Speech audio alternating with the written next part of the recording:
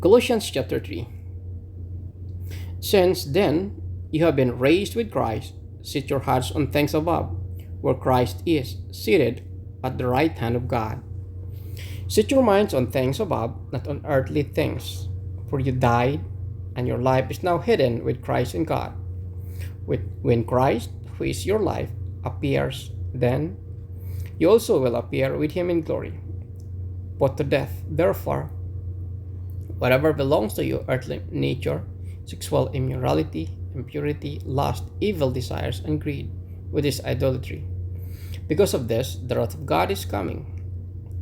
You used to walk in these ways in the life you once lived, but now you must also rid yourselves of all such things as this: anger, rage, malice, slander, and filthy language from your lips.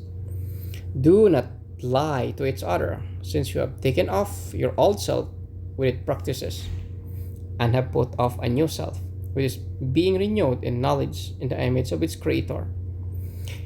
Here there is no Gentile or Jew, circumcised or uncircumcised, barbarian, Scythian, slave or free, but Christ is all and is in all.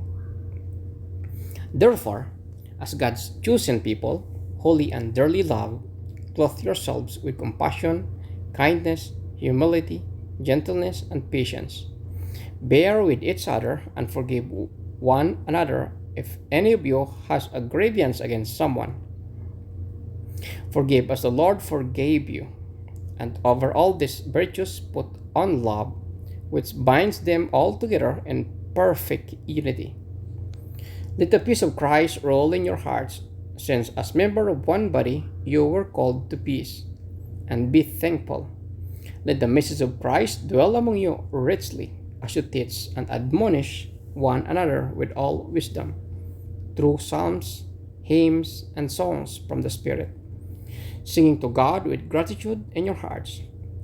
And whatever you do, whether in word or deed, do it in all the name of the Lord Jesus, giving thanks to God the Father through him. Wives, submit yourselves to your husband as is fitting in the Lord. Husbands, love your wives and do not be harsh with them. Children, obey your parents in everything, for this pleases the Lord. Fathers, do not embitter your children, or they will become discouraged. Slaves, obey your earthly masters in everything, and do it, not only when their eye is on you, and to carry their favor, but with sincerity of heart and reverence for the Lord.